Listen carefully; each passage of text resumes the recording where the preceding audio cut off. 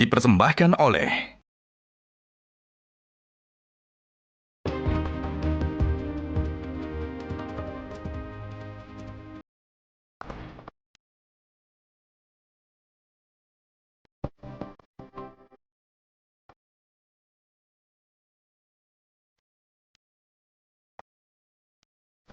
Jelas 91% tidak setuju gajinya dipotong untuk Tapera.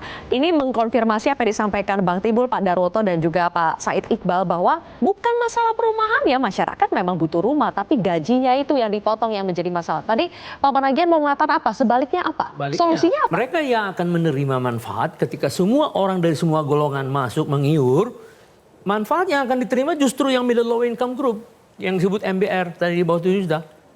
Jadi kalau pejabat BI juga membayar, orang asing juga membayar, mereka dapat manfaat. Tapi secara jangka panjang kesejahteraan akan terlihat karena revolving dari uang itu terus makin membesar. Suku bunga pada saat akan turun. Terjadi di Singapura dan Malaysia. Karena besarnya dana jangka panjang. Jadi kita harus berpikir jangka panjang ini ya, manfaatnya akan dirasakan jangka panjang. Iya, dana bank itu cuma 1 tahun ditarik. Apakah JHT juga bukan dana jangka panjang? Oh iya, saya katakan sampai saya katakan tadi bila perlu di diskon, dipotong.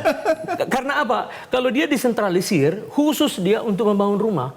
Kalau dia di split seperti tadi, Ya makanya udah 30% disilahkan untuk membangun rumah. What happened? Tidak terjadi apa-apa. Enggak, maksud saya gini Pak, itu juga sudah disediakan, tinggal dimaksimalkan, nggak usah dipaksa. Nah maksudnya gini ya, usul konkretnya, Ya, usul Pak konkretnya apa? Melki dan kawan-kawan di DPR dan pemerintah, revisilah Undang-Undang 4 tahun 2016, khususnya pasal 7. Yang kata wajib, diberikan aja diganti dengan kata sukarela. Jadi pengusaha yang mau silahkan, Kalau yang nggak sukarela, mau pakai MLT perumahan boleh. Itu impactnya nggak?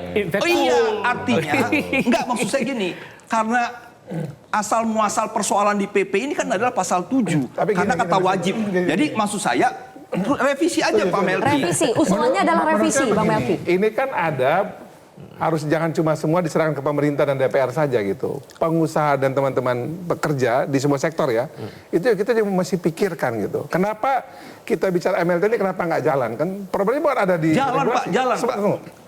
Saya baru cek di BPJS Tenaga Kerja. Dari banyak pengajuan yang masuk itu, kenapa MLT ini nggak jalan? Karena memang ternyata ini harus kita akui jujur juga ya. Para pekerja kita juga terjebak yang tadi itu. Jadi gini, membenahi juga situasi di kalangan kita, di teman-teman, itu bisa kita lakukan juga. Iya, itu pasti. Jadi pemerintah bagiannya kita kerjain, DPR kami kerjain gitu. Pengusaha juga.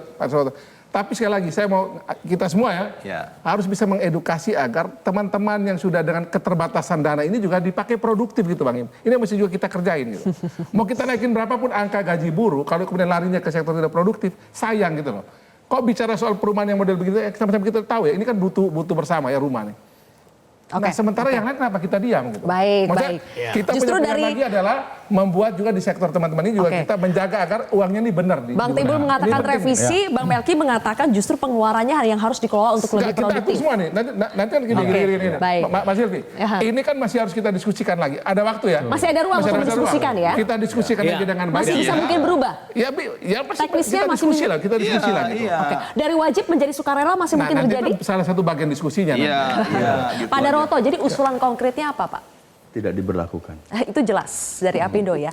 Tidak diberlakukan berarti memang harus direvisi secara undang-undang. Terus mau model revisi, mau tidak diberlakukan kan juga bisa juga. Dia maksudnya ya tidak mau rugi, 0,5 nggak mau. Kalau ternyata 3%-nya semuanya dibebankan kepada pekerja, tidak ada yang menjadi tanggung jawab pengusaha? Ya kita juga dia nggak pengen perlu pengusaha juga pekerjanya nggak mau berisik dong.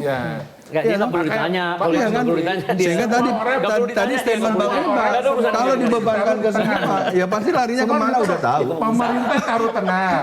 Jangan dari sisi pemerintah, pengusaha semua kan ingin agar kan rakyat dalam hal ini teman-teman pekerja kita ini kan dapat rumah yang baik. Soal nanti bagaimana semua berbagi di situ kita diskusi. Negara taruh berapa di situ, pengusaha taruh berapa. Nah, kalau untuk diskusi, Presiden harus seperti waktu JHT menyatakan bahwa PP nomor 21 tahun 2024 tidak atau belum diberlakukan. Walaupun sampai walaupun sampai 2027. Jadi tidak diberlakukan.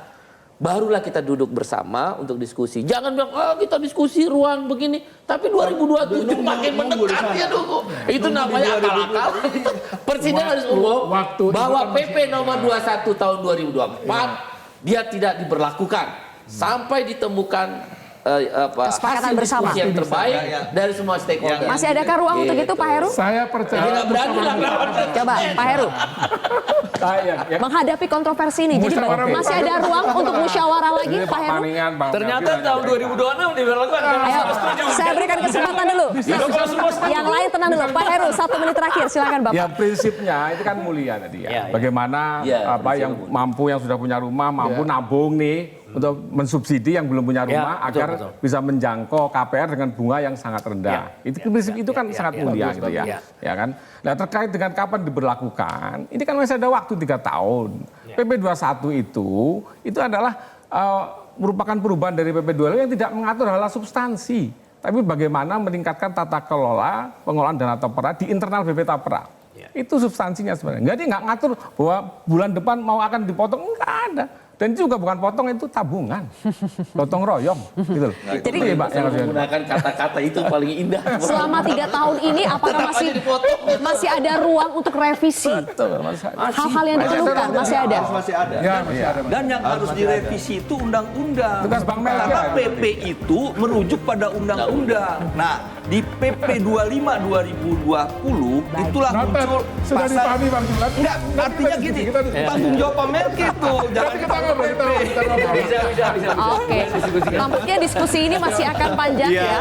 Oke, tidak apa-apa, tapi terima kasih kita sudah mulai semakin memahami apa sebetulnya persoalannya. Terima kasih Pak Heru, Bang Melki, Pak Managian, kemudian Bang Timbul, Pak Darwoto dan juga Pak Said Iqbal sudah hadir bersama kami di Kontroversi malam hari ini. Pemirsa, saya Zilvia Iskandar pamit undur diri. Kita jumpa lagi di Kontroversi minggu depan. Selamat malam. Terima kasih.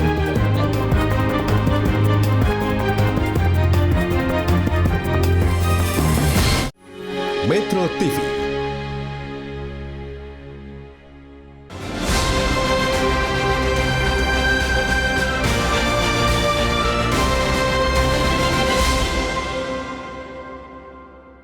Dipersembahkan oleh Jelajahi cara baru mendapatkan informasi. Download Metro TV Extend sekarang.